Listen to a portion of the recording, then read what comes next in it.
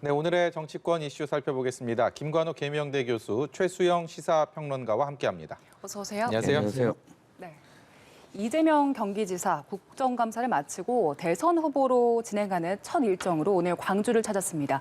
관련 영상 보고 대담 이어가겠습니다. 민중들의 피와 땀으로 만들어진 이 민주주의 체제 속에서 혜택만 누리던 분이어서 전두환이라는 이름이 가지는 그 어묵함을 전혀 이해하지 못했을 겁니다. 살인 강도도 했다는 사실만 빼면 좋은 사람일 수 있습니다. 무슨 말씀을 더 드리겠습니까? 지금 아마 다음 요역으로 저희가 갈 텐데 제가 올 때마다 잊지 않고 꼭 밟고 지나갑니다. 네, 정치인이 그것도 대선 후보가 찾는 장소라면 그 장소가 주는 이미지, 그다음 메시지 분명히 있을 겁니다. 이재명 경기지사가 본격적인 대선 홍보의 첫걸음으로 광주 그리고 봉하마을을 찾았습니다. 어떤 의미가 있다고 봐야 되겠습니까? 그러니까 사실 경선이 끝난 이후에 국감 참석 때문에 사실상 어떻게 대선 후보의 어떤 행보를 하지 못했던 거죠.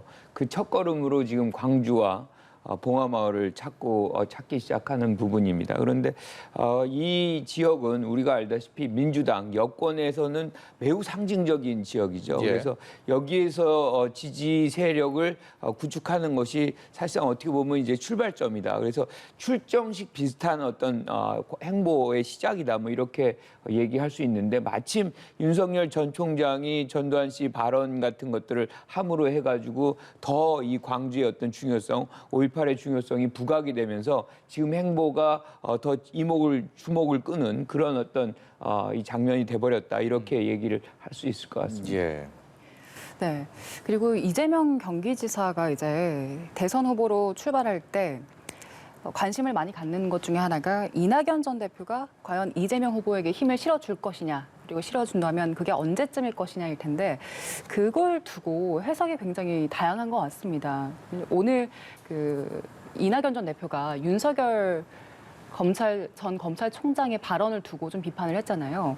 여기에 대해서 해석이 일단 좀 다양한데 일단 이재명 캠프 내에서는 이건 정치를 하겠다는 뜻이다. 그러니까 선거에서 역할을 하겠다는 뜻이다. 이런 기대감을 내비치기도 했지만 또 다른 한쪽에서는 이건 원팀 협의와는 별개로 그냥 독자적인 정치 행보를 이어갈 것이다. 이런 것이다라고 해석이 나오기도 하더라고요. 그렇죠. 며칠 전에 이제 통화를 짧게 했다 그래요. 예. 그런데 이제 거기서 무엇이든지 하겠다 뭐 이렇게 얘기를 했더니 뭐 이낙연 후보 측에서는 그게 아니다 뭐 와전이 됐다 뭐 이 얘기가 있었는데 오늘 아침에 이낙연 후보가 이제 긴 침묵을 깨고 지금 발언을 했습니다. 예. 사실 윤석열 후보가 지금 원팀을 만들어주고 있다. 그러니까 사실상 이낙연 후보가 지금 침묵을 유지할 수 있는 상황이 아닙니다. 그러니까 전두환 씨 발언으로 인해서 사실 뭐 이낙연 후보의 어떤 지지 기반이라고 할 수 있는 광주 전남 지역에서의 국민들의 어떤 분노 게이지가 굉장히 올라간 상황 속에서 계속 침묵할 수가 없거든요. 그러니까 이제 오늘 아침에 처음으로 이렇게 발언을 한 것인데 지금 지금 윤석열 전 총장에 이어서 김재원 최고 같은 경우도 전두환 씨의 얘기를 합니다. 예. 이거는 이제 어떻게 보면 반란, 내란의 수계에 대한 어떤 재등장 뭐 이런 것들이 사실 감지된 이런 장면 속에서 이낙연 후보가 계속 이렇게 뒤에 서 있을 수만 없는 상황이 돼버리는 거가 되는 거잖아요. 그래서 저는 뭐 개인적으로는 이낙연 후보가 이제 나와서 힘을 합쳐서 실질적으로 이 대선 과정에 적극적인 어떤 역할을 해야만 하는 이런 상황이 돼버렸다. 그래서 오히려 윤석열 후보가 지금 원팀을 만들어주는 과정이다. 뭐 이렇게 평가하고 싶습니다. 윤석열 후보의 원팀 만들어주기 이 말씀하셨는데 이재명 후보가 이 상황에서 광주 찾은 것 다분히 윤석열 후보 보란 듯이 한 행동이다라는 해석도 있습니다. 어떻게 봐야 되겠습니까? 그러니까 두 개가 다 함축된 거라고 봐야 되겠죠. 그러니까 민주당의 적통성을 가진 후보다라는 걸 상징하기 위해서라도 당연히 5.18 묘기를 하는데 마침 이제 윤석열 후보가 이제 이런 그 5.18 망언을 그러니까 전두환 씨가 관련한 발언을 했기 때문에 아마 여기에 대한 대응 차원 두 가지가 있는데 이제 앞으로 봉하마을 그러니까 민주당의 적통성 있는 후보로서 아마 상징화된 장소를 찾으면서 이제 내가 흔들림 없는 후보, 그다음에 내가 불안하지 않는 후보, 그리고 어쨌든 내가 정권을 재창출할 후보라는 이제 그런 자기 중심적인 메시지를 각인을 많이 시킬 겁니다. 근데 다만 이제 이낙연 전 대표 입장에서 이번에 참전을 한 것은 전 그렇게 생각합니다. 그러니까 이재명 후보에게 너무 많은 또 침묵을 하면 여러 가지 정치적 오해를 할 수 있는데 지금 또 여러 가지 이낙연 후보를 지지했던 분들이 갈라지고 있다, 이렇게 분화되고 있다는 보도들도 나오잖아요. 그렇기 때문에 최소한 본인이 전남지사를 지나고 전남의 지역구를 둔 의원이고 총리를 문재인 정부의 총리를 지낸 분으로서 여기에 대한 메시지는 분명히 하면서 내가 정치에 대한 이슈에는 내가 참전을 하지만 그렇다고 이재명 후보에게 명확히 선을 들어준 것은 아니다라는 측면에서 저는 결국 이낙연 대표의 등판은 정치의 등판은 11월 5일 이후가 될 가능성이 높아요. 그러니까 국민의힘 후보가 선출이 되고 나면 예. 양자 간 진영 대결이 확고해지지 않겠습니까?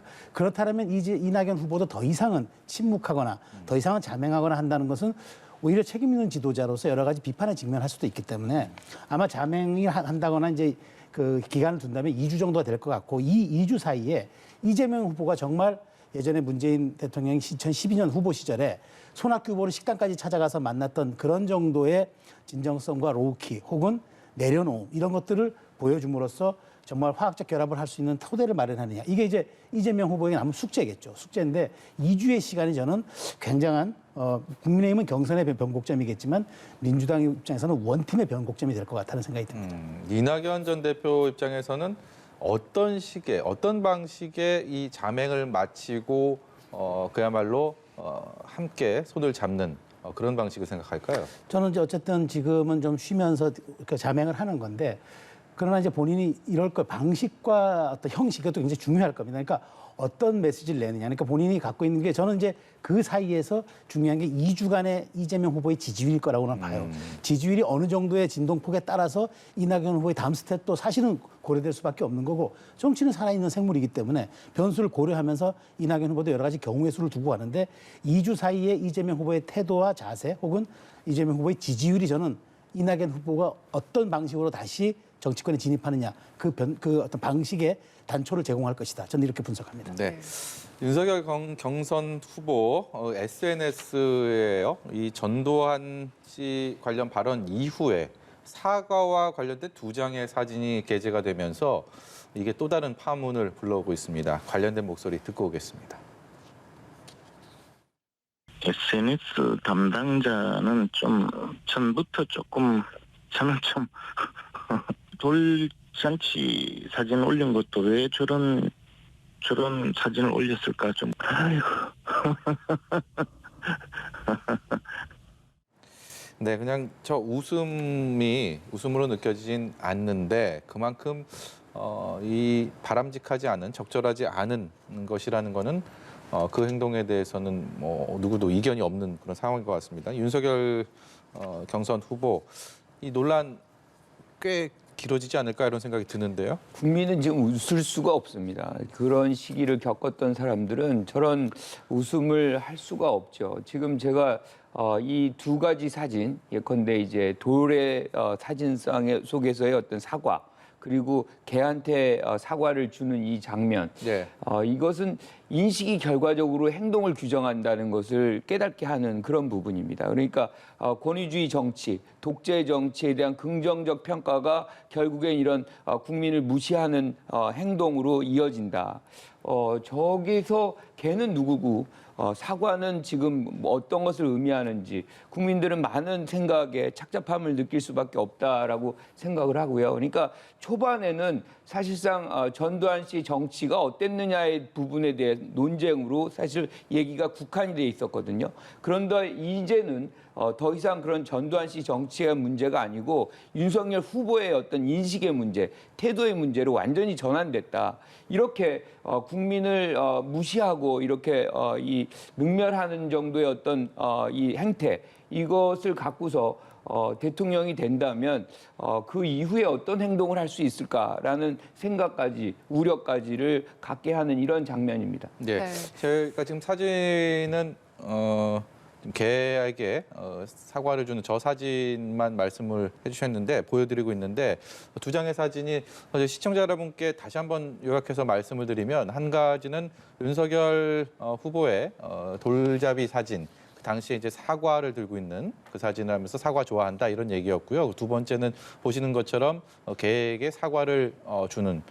저게 왜 논란이 되냐면 전두환 씨 발언과 관련해서 사과의 요구가 있었을 때 처음에 사과를 안 했단 말이죠. 네, 그렇죠. 그러다가 유감 표명을 하고 이 파문이 커지니까 그제서야 뒤늦게 이틀 뒤에 사과를 했는데 사과를 하고 나서 그게 어제였습니다. 사과를 하고 나서 저런 사진들이 나오니까 이것 또한 하나의 조롱이 아니냐. 당연히 그런 비판이 나올 수밖에 없는 상황을 만들었고 거기에 대해서 그 심각성을 윤석열 후보 캠프에서도 느끼고 있는 행동들이 나오고 있습니다. 저는 사실 저걸 보면서 저도 이준석 대표의 표현이 저와 똑같았어요. 착잡한 마음이 드는 게 사실이에요. 근데 저는 그거죠. 사과라는 것은 커뮤니케이션 기법에서 대단히 중요한 거거든요. 예. 사과가 모든 인간관계를 규정합니다. 그래서 저는 사실 사과라는 것은 그거잖아요.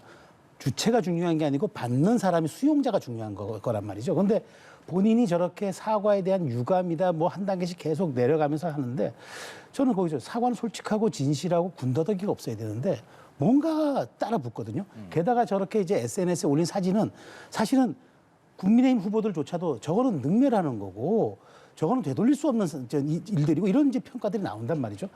그래서 저는 사실 지난주에 윤석열 후보 측에서 여러 가지 소통의 책임을 물어가지고 공보라인을 다 교체하지 않았습니까? 네. 그 대변인을 다 공보특보로 돌리고 김병민 대변인 완톱 체제로 갔는데 그러면 저건 실무자에 대한 책임이라고 했는데 그러면 윤석열 후보는 이 지점에 답을 해야 되는 거죠. 캠프 통제가 안 되는지 캠프의 소통은 안 되는 건지 그럼 도대체 본인은 어떤 자산을 가지고 이미지와 메시지를 던지는 건지 여기에 대한 것들이 전혀 지금 내부적으로 정리가 안 됐다는 반증이잖아요. 저는 그래서 대단히 심각하게 보는 거고 저는 이 문제가 2주 남은 국민의힘 경선에 저는 상당한 변곡점이 될 거라고 봅니다. 그러니까 이 점에 대해서 사실 SNS라는 게 사실 그래요. 재미의 공간일 수 있고 가벼움의 공간일 수 있지만 대선 후보의 SNS는 최소한 그 국민과의 소통의 창구로 받아들여져야지 이게 20, 30들이 MZ세대가 소통하듯이 가볍게 접근할 수 있는 사안들은 아니란 말이죠. 그래서 저는 더더군다나 중요한 거는 사실은 지도자라는 게 자기가 실제 가진 것보다 더 가져 보이는 게 중요해요. 그러니까 이미지를 과대 포장을 하는 것이 아니라 하나의 공동체를 이끌기 위해서는 이른바 아우라 같은 게 있어야 돼요. 예, 예. 그런 것들에 대한 자꾸 실언, 망언, 해명 또 사과 이게 꼬여가는 스텝들은 윤석열 후보가 과연 나라를 맡길 지도자인가에 대한 결정적 의구심을 줄 수 있어서 중도층에 주는 악영향, 지지층에게는 저는 그렇게 큰 영향은 경고성이 좋은 후보이기 때문에 없겠지만 중도층에 주는 영향은 저는 상당히 대단하기 때문에 이 점에 대해서는 윤석열 후보 측과 캠프가 한번 심각하게 되돌아봐야 될 사안입니다. 경선에서의 변곡점을 말씀하셨는데 네. 지지율에 영향을 미칠 것이다 이런 이야기 같고 그걸 넘어서 지금 그동안 국민의힘 지도부가 보여왔던 호남 동행 그렇죠. 움직임에도 굉장한 영향을 줄 것 같아요.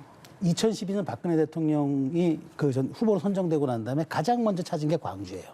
그리고 이준석 대표, 김종인 전 대표, 전 위원장 다 광주 갔어요. 이른바 서진 전략, 물론 이제 정치 평론하는 입장에서는 서진 전략이라지만 최소한 호남에서의 두 자릿수 지지율을 가져오지 않고는 보수 정권도 정권을 잡아도 국정 운영에 부담을 갖는 게 사실입니다. 박근혜 전 대통령이 겨우 이제 11%인가 2% 그때 표를 갖고 왔는데 지금 저렇게 되면 말이죠. 광주의 민심은 그러면은 중도를 광주의 민심이 전략적 선택도 하지만 또 중도, 그다음에 스윙보트로 상징하는 또 계기도 돼요. 그런 점에서 이제까지 공을 들였던 국민의힘 입장에서는 정말 이건 대략 난감의 수준이 아니라 곤혹스럽죠. 이런 점에서 지금 지도부가 아마 지금 김재원 의원이 그렇다고 약간의 이른바 쉴드를 치는 이야기도 하는데 전 지도부가 저렇게 가볍게 넘길 일이 아닙니다. 이거는 저는 표의 문제가 아니라고 생각합니다. 우리가 중도층 이렇게 분석할 그런 사안이 아니고 이건 역사의 문제거든요. 이 역사의 문제고 우리가 지금 대통령 후보를 뽑잖아요. 대통령은 우리의 5년을 맡길 수밖에 없는 그런 인물입니다. 그런데 이러한 역사 인식을 갖고 있는 분이 대통령이 된다고 한다 그러면 우리의 어떤 우리 자라나는 미래 세대에게 무엇을 얘기를 할 수 있는지에 대한 문제를 생각해야지 지금 표 계산, 중도층, 보수층 이런 얘기거리 수준이 아니다라고 생각을 하고 또 이제 가장 중요한 거는 이 SNS에 이것이 올라간 부분에서도 또 다시 이제 변명이 뭐냐면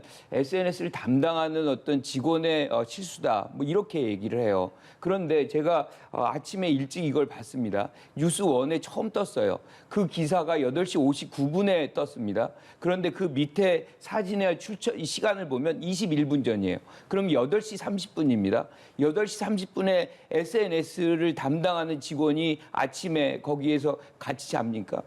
이거는 변명이라는 것도 이렇게 좀 이해가 갈 수 있는 수준에서 변명이 돼야 되는 것이지 계속 이렇게 변명이 또 변명을 만들고 지금 저는 윤 후보가 모든 것을 좀 다시 시작하는 마음으로 이 반성을 다시 한번 하는 것이 필요하다 이렇게 생각합니다. 네, 윤석열 예비 후보의 전두환 씨 옹호 발언 그리고 그 이후에 이어지는 사과에 대한 논란까지 아마 잠시 뒤에 있을 국민의힘 맞수 토론에서도 이야기가 나올 것 같습니다. 5시 30분부터 저희 연합뉴스 TV를 통해서도 시청하실 수가 있는데 윤석열 전 총장 그리고 유승민 전 의원이 맞붙고요. 홍준표 의원, 원희룡 전 제주지사가 맞붙습니다. 일단 오늘 토론회에서 어떤 점들을 좀 눈여겨봐야 될까요? 원래는 아마 이게 대장동 얘기가 제일 많이 나오는 주제였을 것 같았어요. 우리가 예상하기에. 그런데 지금 이 상황이 된 상황 속에서는 거의 전면적으로 지금 전두환 씨 발언에 대해서 집중을 하고 특히나 이 SNS에 올린 2가지 사진 이것이 사실은 어떻게 보면 윤 후보 자체의 어떤 경쟁력을 깎아먹고 이 명성을 이제 훼손하고 실추시키는 것뿐만 아니라 사실 국민의힘 당 전체를 사실 굉장히 어렵게 하는 장면이거든요. 그래서 아마 이제 그 부분에 대해서 집중적인 토론이 이어질 가능성이 있겠다 이렇게 봅니다. 네, 최재형 평론가께서는 어떻게 전망하세요? 그렇죠. 오늘 아무래도 이제 그 여권을 공격하는 거는 야권 후보들의 공통적 인식이니까 아마 대장동 의혹 기본적으로 거론할 겁니다. 그건 아마 기본 옵션 같으니까 짧게 거론할 것 같고 오늘은 결국 윤석열 후보의 이 SNS 사진, 그다음에 이 사과 사진이 아마 핫한 쟁점이 될 것 같은데 그러나 또 유승민 후보 입장에서는 이것만 공격해서 윤석열의 실점이 곧 자기 득점은 안 되거든요. 그렇다면 유승민 후보가 자기에게 어째 남은 2주간의 기간 동안 상대에 쓴 실점하더라도 그것이 나에게는 득점 포인트로 환원하기 위해서는 뭔가 가진 차별성을 보여야 되는데 윤석열 후보의 단순히 실수만을 끌어내는 게 아니라 본인의 어떤 장점을 보이느냐. 그런 것들을 오늘 입증해내느냐가 아마 관건일 것 같아요. 아마 거기에 대해서 제가 보기엔 3분의 2 정도를 할애할 것 같은데 과연 그 사과 얘기와 이 얘기를 잘 엮어가면서 이제 어떻게 자기 장점을 드러내냐. 윤석열 후보는 마찬가지로 여기에 대해서 소명, 해명, 변명 이거 말고 내가 정말 그런 불안한 역사인식을 가진 후보가 아니라는 것을 입증해내는 것. 이게 관건일 것 같아요. 네. 지금부터는요, 이런 대선 후보들, 경선 후보들의 이런 말 행동들이 여론에는 어떤 영향을 미쳤는지 여론조사 결과 오늘 한국갤럽에서 나온 조사가 있어서요. 그 얘기 좀 해보도록 하겠습니다. 먼저 대선 주자들 간의 호감도, 비호감도를 보면서 얘기를 해볼 텐데요. 화면 붉은색이 호감도, 그리고 파란색이 호감이 가지 않는다, 비호감도입니다. 보시는 것처럼 이재명, 홍준표, 윤석열 후보 순으로 호감도가 굉장히 이렇게 촘촘하게 형성이 돼 있습니다. 어떻게 봐야 되는지 김관욱 교수께 여쭤보겠습니다. 여전히 비호감도가 굉장히 크잖아요. 그리고 호감도 측면에서도 거의 엇비슷합니다. 이거는 어떻게 보면 국민들한테 굉장히 곤혹스러운 선택을 지금 강요하고 있다, 후보들이. 그러니까 그만큼 탁월한 후보가 지금 이번 대선에 안 나타나고 있다는 것을 반증하는 이런 데이터라고 저는 생각을 해요. 그래서 이 데이터를 본다 그러면 후보들 전체가 좀 성찰적으로 무엇이 문제인가, 국민들에게 우리가 무엇을 못 보여주고 있는지 그 부분에 대해서 좀 반성적으로 보고 그것을 남은 기간이라도 좀 노력하는 그런 자세를 만들어 가야 되겠다 이렇게 봅니다. 각 주자들에게는 좀 미안한 말씀이지만 주변 분들이 참 이번 대선만큼 뽑을 사람 없는 대선 없었던 것 같다 이런 얘기들 많이 하거든요. 그 저 호감도, 비호감도에서도 그런 여론의 흐름들이 담긴 게 아닌가라는 생각이 드는데요. 지금 앵커 말씀하신 게 사실 지금 많은 사람들이 이렇게 느끼고 있습니다. 그러니까 원래 그 선거에 이제 어떤 그 법칙 같은 게 아닌데 꼭 뭐 들어맞는 건 아니지만 호감도가, 그러니까 비호감도가 호감도의 2배를 넘으면 그 후보는 당선이 안 된다는 속설이 있어요. 근데 지금 5명의 후보, 지금 거론되는 저기 분들 다 2배가 넘습니다. 네. 홍준표 후보가 조금 좁혀진 감은 있는데 그래도 거의 2배가 넘는 그런 수치입니다. 수치를 보시면 알겠지만 저는 그래서 지금 왜 국민의힘 그러니까 정권 교체에 대한 지지 여론이 50%를 훨씬 상회하는 상황에서 왜 저렇게 보면은 호감도뿐만 아니지만 양자택을 붙여보면 엇비슷하게 나오느냐. 네. 그러니까 지금 국민의힘이 후보는 많고 이제 여당은 정해졌지만 이런에도 불구하고 국민들이 전혀 대안으로 보지 않고 있다는 거예요. 그러니까 개인 경쟁력이 당 경쟁력보다 떨어진다는 건 이건 대단히 심각한 사인이거든요. 근데 저는 이제 여기서 또 하나 눈에 띄는 거는 심상정 후보나 이제 안철수 후보의 이제 저 호감도는 아니지만 지금 사자 대결을 놓고 보면 조금 수치가 많이 올랐더라고요. 그러니까 국민들이 갈 곳이 없으니까 이렇게 역대 유례 없는 부동층이 늘어나고 중도가 지금 살아있는 상황에서 틈새로 이제 이런 것들이 좀 찾는 것 아니냐 하는데 과연 이번에 삼지대가 있겠느냐에 대한 의구심은 있지만 저 삼지대를 안지 못하면 이재명 후보나 국민의힘 후보 누가 되더라도 쉽지 않은 선거가 될 겁니다. 네. 그 점을 이 데이터에서 아마 좀 유심히 봐야 될 대목이 아닌가 싶습니다. 네, 이번에 볼 조사 결과는 처음으로 갤럽에서 사자 가상 대결로 대선 여론조사를 진행했는데요. 사자 가상 구도로 함께 보시겠습니다. 일단 이재명, 윤석열 후보가 붙게 되면 이재명 후보 34%, 윤석열 후보가 31%고요. 이재명 후보와 홍준표 후보가 붙게 되면 이재명 후보 33%, 홍준표 후보 30%입니다. 이 상황을 두고서 지금 사실 심상정 의원 같은 경우에는 대선을 완주하겠다 이런 의지를 밝혀왔었고 그래서 지금 국민의힘 측에서는 안철수 대표의 결정에 관심을 갖는 것 같더라고요. 그 안철수 대표의 단일화에 대해서 기대감을 좀 내비치기도 하던데 이 부분은 어떻게 예상하세요? 그 홍준표 후보는 아예 대놓고 가치 동맹을 하고 있다. 예. 그러니까 가치를 우리는 공유하고 있기 때문에 함께 한다고 얘기하고 윤석열 후보조차도 지금 이런 상황이라 그러면 만일 후보로 선출되더라도 안철수 후보의 협력 없이는 정권 창출이 어렵다라는 생각을 할 거예요. 그런데 이제 중요한 건 그거죠. 근데 과연 이제 안철수 대표가 아직 선언하지 않은 상황인데 어느 타이밍에 선언할 것이냐. 그랬을 때 초반 일주일의 여론조사 기간에 안철수 대표가 얼만큼 유의미한 지지를 확보하느냐가 좀 관건이 될 거라고 봐요. 그리고 그 시기가 11월 5일 이제 국민의힘 후보 선출과 맞물리면은 사실 윤석열 후보가 처음에 입당했을 때 국민의힘 쪽에서는 이제 중도는 없다. 삼지대는 사라졌다고 얘기했는데 지난 2달간 후보들의 경쟁력이 계속 추락하면서 예. 결국 삼지대가 살아나는 경향이 돼버렸어요. 예. 그런 점에서 이번에 안철수 후보가 태풍의 눈으로 등장할 가능성이 대단히 높은 선거가 됐다. 그런 점은 분명해 보입니다. 네, 김관욱 교수께서는 이 결과는 어떻게 읽으셨어요? 저는 지금 이 시점에 지지율이 그렇게 크게 중요하지 않다. 하나의 흐름은 이제 잡아가고 있지만 지금 안철수 대표라든가 심상정 후보에게 지금 가는 부분은 지금 어떻게 보면 국힘당과 민주당 후보에 대한 어떤 불만이 부동층화해서 지금 내려와 있는 어떻게 보면 공고화된 표다라고 우리가 얘기하기는 좀 이르거든요. 그리고 예. 우리가 주목해야 될 부분은 여기에 안 나타난 거의 한 20%의 선택지가 없는 분들이 있어요.